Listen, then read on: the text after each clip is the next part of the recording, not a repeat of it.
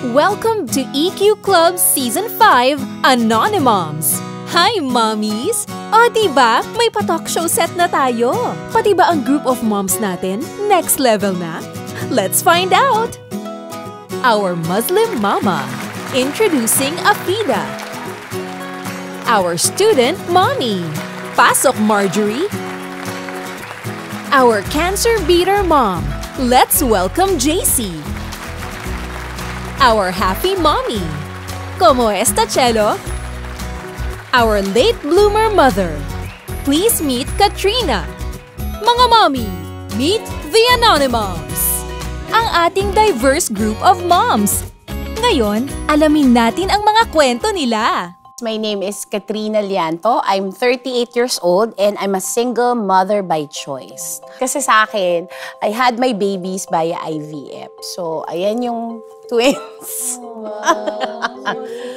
So, si Ellie at saka si Tori. Kasi yung iba kasi parang ibinigay sa'yo ni Lord yung ganitong challenge dahil may asawa ka, nabuntis ka, may nangyari sa'yong hindi mo gusto. Pero ito, hindi ito yung usual recipe na parang alam ko na ayoko na mag-intay para maging mommy kasi I know. Paano pag tinanong ng kids mo, Mommy, bakit single mom ka by choice? Naniniwala ko na ang isang bata, pag pinuno mo siya ng pagmamahal, it doesn't matter kung may asawa ka, buo ang pamilya mo. Pero pag naiintindihan niya na yung pagmamahal mo is nag-hold sa family niyo together, very blessed and thankful lang talaga ako sa sa nangyayari sa akin. So, ayan yung journey ko nung mga nganak ako.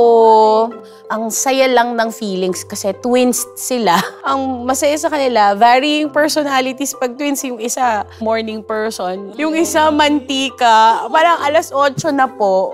Yun yung mga fulfilling things about being, twin mom.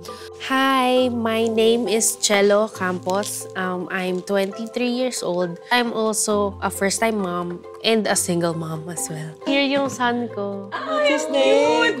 Oh my God, head and shoulders. Head, tapos shoulder na. I gave birth when I was 20 years old. Nung first week ko, nasa condo lang ako alone with the baby. So I didn't know what to do. Kung kakargahin ko ba siya, kung patutulugin ko ba siya. Besides the newborn struggles, nung bata pa si Alonso, he was also diagnosed with autism. Before kasi, nanonotice ko, nahihit naman niya yung mga milestones. Siyempre, yun nga yung masaya, di ba?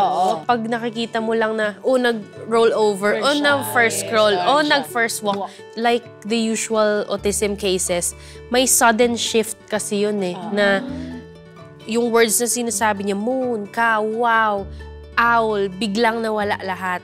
Pati yung happiness niya, hindi na din siya naging happy baby, ganun.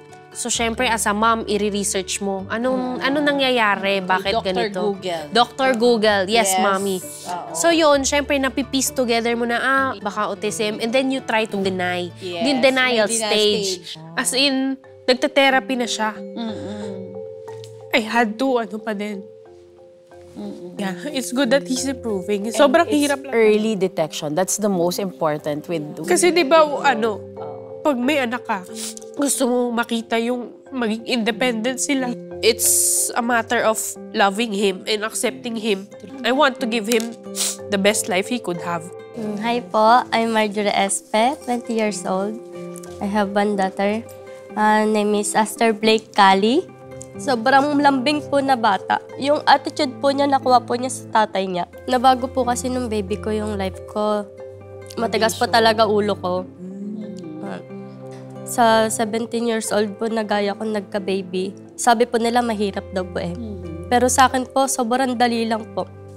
Dati pala suko po ako, pero ngayon po, laban lang.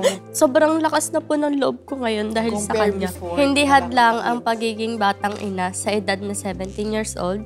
Hindi po na porket bata ka, hindi mo na po maaalagaan na maayos yung bata Minahal ko po yung pagiging batang ina ko. Sobrang proud po ako kasi nilaban ko po talaga. I'm JC Laude Bernardo. Dati akong flight stewardess and I was diagnosed with ovarian cancer.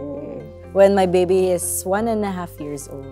Habang lumalaki si Basti, hindi ko alam, may lumalaki din pala sa tiyan ko. Sabi ko, parang iba na to kasi sobrang laki ng tiyan ko. Hindi ako buntis. My husband and I found out na I have a big ovarian growth that needs to be removed. Si husband ko, pilot yan. Parang ang buhay namin, may flight plan.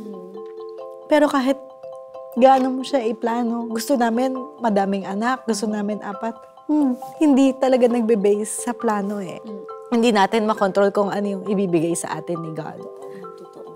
Pagkatanggal pala nung ovarian growth, cancer pala siya. Pag gising ko talaga, I looked at him and I asked him, babe, tinanggal lahat. Nag-nod lang siya and then parang ngayon, pag nag-uusap kami ni husband ko, ano ka ba, babe? Binigyan naman tayo ng isa. Okay na yan. Si Bastian, kahit naman mag-isa na lang siya ngayon, happy naman kami. And we got a dog, so I think we'll get more dogs and pets. Para may kapatid siya. Hi mga mommies, my name is Afida and I'm 30 years old. My friends call me Dada. Oh my God! Ayan yung baby ko, si Princess Anika. I'm a first-time mom and nung dumating siya sa buhay ko, sobrang saya ko kasi pinag-pray ko talaga siya. Bata pa lang ako, gusto ko na ng kids. Yes, ang gusto ko pa nga nun, 10 eh. Kasi, yes, kasi sa mga Muslim, marami mag-anak. Yung nanay ko, 12 kami na ni-raise niya. So, ang gusto ko din, big family. Kamukha ko siya kasi singkit din. Yes. Sobrang saya niya. Akala ko nun, okay lang na magpuyat kasi sanay naman ako sa puyatan eh. Pero iba pala pag yung mapupuyat ka sa pag-aalaga, nakakapagod din pala. Pag gumiti na si baby princess ko, nawawala na agad yung pagod ko. That's the magical feeling na nararamdaman ko sa kanya. Being like a Muslim mom in 2023, madali lang naman siya kasi parang same lang. Ang dami kong best friend na Christians, born again. Pero dahil nandiyan yung respect, wala, hindi ka mahihirapan. Before kasi ang alam nila, pag Muslim, masasamang tao yan or masyadong matapang or gusto lagi gulo. Pero hindi. Parang tayo. Meron tayong different na beliefs, di ba? Pero yung bonding natin, parang magkakapatid tayo, di ba? Ganyan. The society now is very open-minded. Ide-describe ko ang mga mommies na kasama ko ngayon na strong, very strong mommies. Nakakabilib, Mami Katrina. Kung ako i-describe ko tong nasa table na to ngayon, parang very iba, hindi katulad nung unang panahon. 'Di ba? Kahit Muslim mom, you can now appear yourself sa mga ganito. Representing the Muslim community. Yes, that's so nice. Sobrang gaan nyo kasama. Sobrang gaan nyo po kausap. Kahit hindi ko po kayo kaedad. Ang gaan-gaan po. Pa-age lang to. 1 year lang. Yes. Mga bata po yung face nyo. Siguro very diverse tayo kasi from all walks of life tayo. And then, pare-pareho tayong mom, yun yung single denominator natin. Pero yung atake natin sa pagiging isang ina, iba-iba. Which is yun yung maganda. Napaka-unique, di ba? Ang diverse na mga kwento ng mga mommy. Coming this season.